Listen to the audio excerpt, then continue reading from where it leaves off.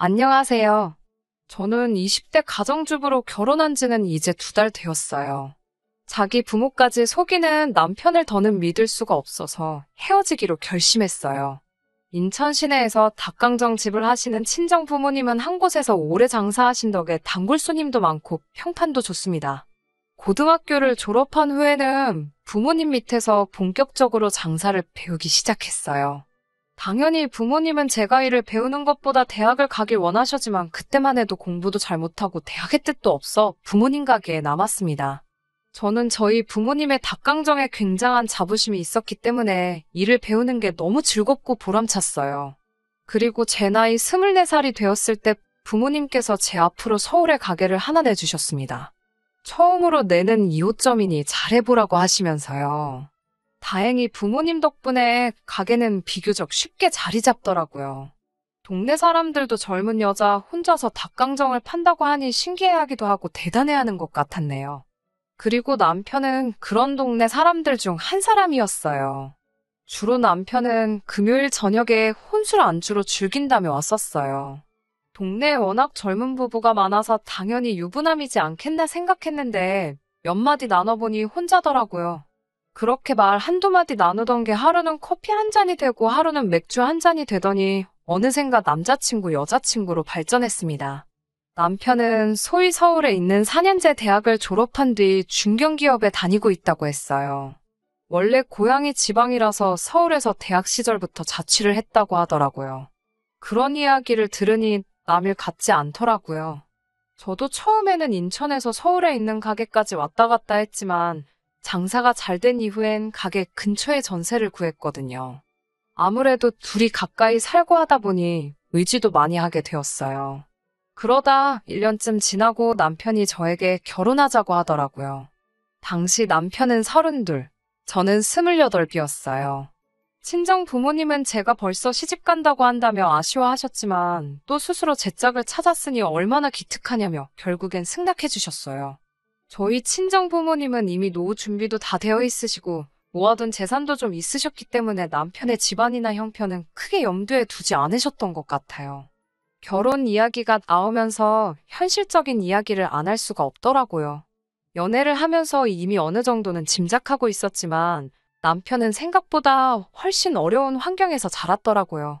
남편이 10대일 때 시아버지가 뇌졸중으로 쓰러지셨는데 그 이후로 계속 휠체어 생활을 하게 되셨다고 해요. 그래서 시어머니가 거의 집안의 가장 역할을 도맡아 하셨다고 해요. 저희 부모님도 두 분 다 장사하시면 힘들게 저를 키우셨지만 그래도 저희 부모님은 본인 가게였고 두 분이 함께 쉬었으니 시어머니에 비할 수 없겠다 싶었어요. 그래서 마음속으로 결혼하면 정말 딸처럼 잘해드려야지 생각했어요. 아무튼 남편의 상황이 이렇다 보니 남편은 모아둔 돈도 많지 않더라고요. 저는 이미 장사를 하며 모아둔 돈도 있었고 전세 보증금도 있어서 소위 시집갈 미처는 준비되어 있었고요. 그러다 보니 결혼식뿐만 아니라 많은 부분에서 조금씩 의견 충돌이 발생하기 시작했어요. 저는 인생의 처음이자 한 번뿐인 이벤트이니 조금 신경 써서 하고 싶었거든요. 하지만 남편은 매번 이거 어디서 하면 더 싸다던데 이거 꼭 해야 되는 거냐라는 식으로 걸고 넘어지더라고요. 하지만 그때만 해도 소위 사랑에 눈이 멀었었는지 그런 점이 단점으로 보이지 않고 오히려 절약정신이 투철한 생활력 있는 남자로 보였어요. 실제로 남편이 술, 담배도 안 하고 생활도 굉장히 규칙적인 사람이었으니까 제 눈엔 정말 이상적인 남편감으로 보였던 것도 사실이고요. 그리고 이런 남편의 성격이 저희 결혼의 파국의 직접적인 원인이 된 건 아니에요. 정확히 말하자면 남편이 정말 이런 성격의 사람이었다면 헤어지지 않았을 거예요. 지금 돌이켜 생각해보면 종종 남편은 이상한 모습을 보였어요. 제가 생활력이라고 생각했던 것도 오해나 마찬가지였어요. 시댁에 처음 인사를 하러 가게 됐을 때 제가 첫 만남인데 뭘 사가면 좋을까 정말 고민을 많이 하고 남편한테도 몇 번을 물어봤거든요. 그러자 남편이 처음엔 좀 주저하는 듯 하더니 저에게 그럼 시댁 앞에 위치한 슈퍼에서 과일을 사오라고 정해주더라고요. 저는 솔직히 그때만 해도 남편의 의도를 정확히 파악하지 못했기 때문에 단순히 시모가 과일을 좋아하시는구나 생각하고 백화점에서 예쁘게 포장된 싱싱한 과일로 골라서 사갔습니다. 차로 운전해서 3시간쯤 걸려 도착한 시댁은 동네에서 흔히 불법한 빌라였어요. 남편도 서울에서 생활하고 있으니 시댁에는 편찮으신 시아버지와 시모 그리고 남편보다 6살 많은 시집안간 시누 셋이서 살고 있었어요. 제가 과일을 들고 들어가자 시모가 저를 반갑게 맞아주셨어요. 다들 시어머니는 어렵고 무서운 존재라고 해서 긴장을 많이 했는데 따뜻한 환영을 해주시니 한시름 놓을 수 있었습니다. 신우는 선약이 있다고 이미 집을 비운 상태라 만나지 못했고 편찮으신 시아버지와 시모 그리고 남편과 저 넷이서 이런저런 이야기를 나눴어요. 시모께서 미처 시간이 없어 요리는 못했다고 하셔서 중화요리를 시켜 먹었고요. 분위기 자체도 나쁘지 않았기에 기분 좋게 집에 돌아왔지요. 그런데 이튿날 오후 회사에서 일을 하고 있는데 남편으로부터 전화가 왔어요. 그러더니 어제 사온 과일 혹시 어디서 산 거냐며 현찰로 산 거 맞냐고 묻더라고요. 그래서 제가 그거 회사 근처 백화점에서 카드로 샀는데 왜 그러냐고 하니까 남편이 엄청나게 당황한 목소리로 알겠다며 전화를 끊더라고요. 처음엔 참 이상한 질문이네라고 가볍게 생각했는데 곰곰이 생각할수록 진짜 이상한 질문이더라고요. 그래서 퇴근길에 다시 남편에게 전화를 걸었어요. 남편에게 아까 그런 건 왜 물어봤냐고 그러니까 아니 시모가 과일을 안 좋아해서 필요한 걸로 바꾸려고 했다는 거예요. 그래서 일부러 가게도 알려준 거라며 말끝을 흐리는 남편의 이야기를 듣고 있으니 묘하게 기분이 별로더라고요. 과일을 사올에서 기껏 좋고 싱싱한 걸로 골라갔더니 과일을 안 좋아해서 생필품으로 바꾸려고 했다는 게 이상하잖아요. 괜히 제 성의와 정성이 무시당한 것 같았습니다. 그래서 이 일을 친정어머니에게 털어놓으니 친정어머니도 좀 이상하긴 한데 그래도 버리는 것보단 낫지 않냐며 얼마나 힘들면 그러셨겠냐고 그냥 더 따지지 말고 모르는 척 넘어가라 하시더군요. 그렇게 일이 일단락되고 얼마 지나지 않았을 무렵 신혼집을 알아보기 시작했어요. 그런데 제가 모은 돈 1억 3천에 남편이 모은 돈 2천을 더해봤자 구할 수 있는 전세는 서울 하늘 아래는 없더라고요. 그 돈으로 결혼식도 혼수도 다 해결하려고 하니 너무 빠듯했어요. 머리털이 다 빠질 만큼 고민을 거듭하고 있는데 남편이 그러면 자기가 제가 사는 전세집에 들어와서 살면 어떻겠냐고 묻더라고요. 저는 당시 12평짜리 오피스텔에 살고 있었기에 너무 좁지 않을까 걱정이라 하니 그냥 이불 하나 덮이고 수저 하나 더 놓는다고 생각하면 되지 않겠냐고 하더라고요.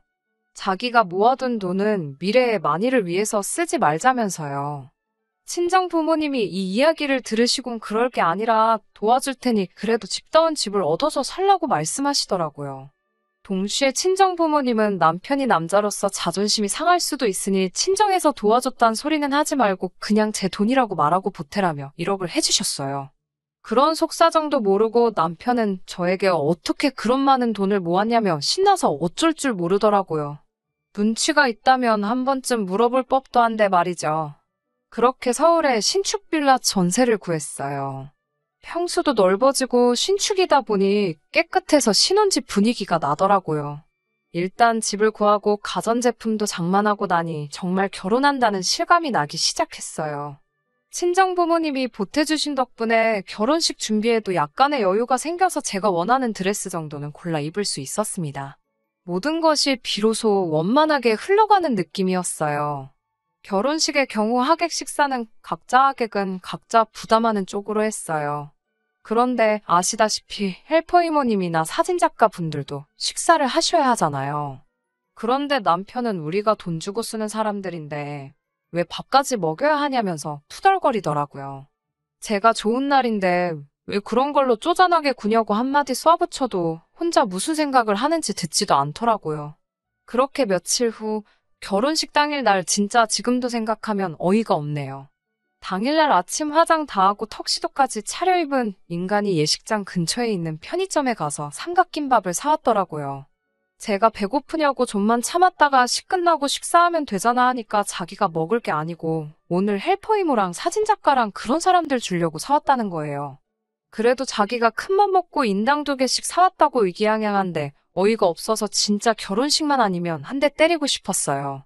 다행히 그 상황을 목격한 제 남동생이 매형은 농담도 잘한다면서 이건 자기가 친구들하고 간식으로 먹을 거고 헬퍼 이모랑 사진작가분은 저희 쪽에서 돈 낼 거니까 신경 쓰지 마시라고 달래더군요. 결혼식 당일날 신부가 솔직히 신경 쓰이는 게 얼마나 많은데 신랑이라는 작자는 하객 식비가 많이 나올까봐 그것만 전전긍긍하고 있다니 비로소 내가 지금 결혼하는 게 맞나 싶더라고요. 하지만 저는 식장에서 하객들 다 보는 앞에서 이 결혼 못하겠다고 박차고 나올 만한 깡은 없었어요. 그냥 설마 아니겠지라며 애써 부정하며 못 본 척 했습니다. 그렇게 결혼식을 마치고 신혼여행도 다녀왔어요. 비록 전세지만 그래도 신혼집에 부부로서 발을 들이니 뭔가 큰일을 이뤄낸 것 같은 마음도 들고 감격스러웠어요. 그리고 얼마 전 대략적인 가구나 짐들도 다 정리가 되고 하여 시부모님과 신우를 초대했어요. 시부모님은 우리 아들이 드디어 서울에 집을 다 장만했다며 몇 번을 기특하다 하시더군요. 남편의 지분은 굳이 따지자면 10%나 될까였는데 마치 이 집을 남편이 산 것처럼 말씀하시니 좀 언짢긴 했네요. 거실에 모여서 이런저런 이야기를 하고 있는데 신우는 계속 이 방문 열었다, 저 방문 열었다를 반복하고 있었어요. 그래서 제가 왜 그러냐고 물으니 아무리 생각해도 작은 방 여기가 좋겠다고 그래요. 그러면서 시모에게 신우가 한다는 말이 이 방에 창문도 있고 아빠가 덜 갑갑하겠다고 하는 거예요. 제가 깜짝 놀라 지금 무슨 소리 하시는 거냐 물으니 시아버지가 이 집에 계시기로 했는데 몰랐냐고 그래요. 저는 금시초문이었기 때문에 남편을 쳐다보면서 이게 무슨 소리냐고 물었습니다. 그러자 남편이 한다는 말이 자식이 부모 모시고 사는데 뭐가 문제냐며 오히려 저를 이상하게 보더라고요.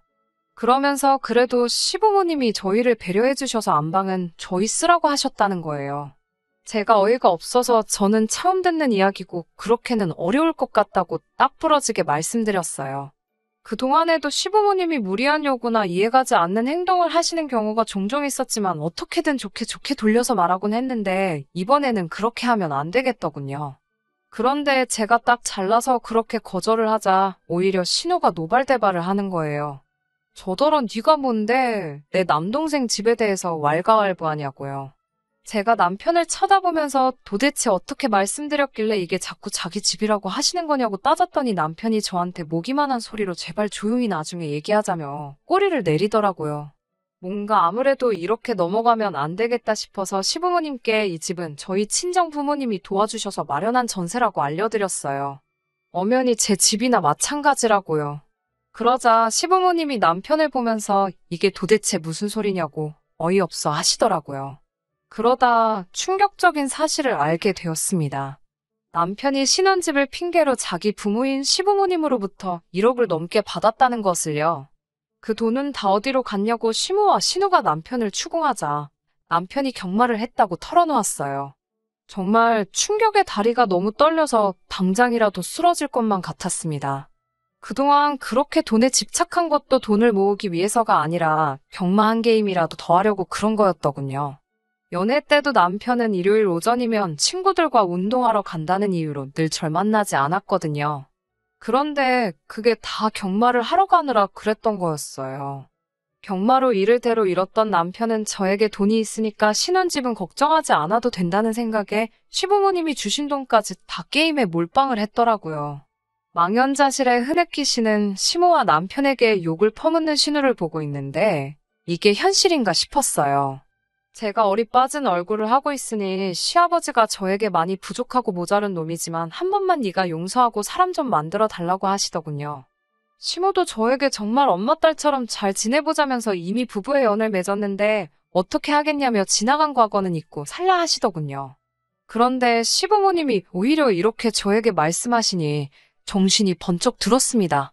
우리 부모님이 저를 어떻게 키우셨는데 이런 똥통 구렁텅이에 빠질 수는 없었어요. 저는 두 분을 냉정하리만큼 밀어내고는 다들 제 집에서 나가달라고 했어요. 신우는 저더러 본색을 드러내는 거냐며 누구보다 가족끼리 똘똘 뭉쳐야 되는 순간에 너 이럴 수 있냐고 너무하다며 엉엉 울더라고요. 남편도 뭐가 잘났는지 저한테 목소리를 높이며 그 경마에서 딴 돈으로 데이트하고 식도 올린 거라고 저더러 공범이나 마찬가지라는 거예요. 제 입장에서는 오히려 저렇게 적반하장으로 나와주니 마음 정리가 얼마나 쉽던지요. 저는 남동생에게 전화를 걸어 얼른 집으로 와달라고 했어요. 제 목소리에서 다급함을 느꼈는지 남동생이 친정 아버지까지 대동해서 1시간도 안 되어 와주었습니다. 저희 친정 아버지나 남동생 둘 다 운동을 해서 체격이 좋거든요. 저희 친정 아버지에게 제가 남편에 대해서 이야기를 하니 남동생이 제 남편을 죽일 듯이 노려보고 그 살기 어린 눈빛 때문인지 염치가 없어서인지 시댁 식구들도 저에게 하던 것과는 달리 아무 말도 못하고 있더라고요. 친정 아버지는 깊은 한숨을 내쉬고서는 일단 다들 나가달라고 하시더군요. 우리 딸집이니까 딸이 원하지 않는데 왜 버티고 계시냐고 나가달라고 정중히 말씀하셨어요. 친정 부모님은 저에게 어떻게 하고 싶냐고 물으셨어요. 부모로서 그런 남자와 살려고 하고 싶지 않지만 제 의견을 그래도 존중하시겠다고요. 저는 그런 남자와도 살기 싫고 그런 집안과도 가족이 되고 싶지 않다고 말씀드렸어요. 친정 부모님은 여자가 능력이 있으면 한 번 갔다 오는 건 아무 흠도 되지 않는다며 저를 응원해 주셨습니다. 결국 저는 남편에게 그만 헤어지자고 했어요. 그러자 남편이 그 2천만 원을 들먹이며 개거품을 물더라고요. 그래서 제가 2천만 원 같은 소리 하고 있다고. 마음 같아서는 소송 걸어서 평생 나한테 위자료 뱉어내게 만들어주고 싶은데 어차피 그 돈 너한테 있어봐야 또 경마나 노름 같은 거에서 홀랑 날려먹을 테고 위자료 제때 못 받으면 나만 스트레스 받을 게 뻔하니 눈 감아주는 거라고요. 정 그 2천만 원이 필요하면 돌려줄 테니 어디 한 번 평생 나한테 위자료 줘볼래? 라고 말하니 방금까지 개거품을 물면서 자기 돈 내놓으라고 발광을 하던 남편이 꿀먹은 벙어리 마냥 조용해지더라고요. 아직 혼인신고가 안 되어서 위자료 청구가 가능한지는 확실하지 않았지만 자기가 불리한 걸 알고 있으니 아무것도 물고 늘어지지 못하는 꼬라지가 아주 쌤통이었어요.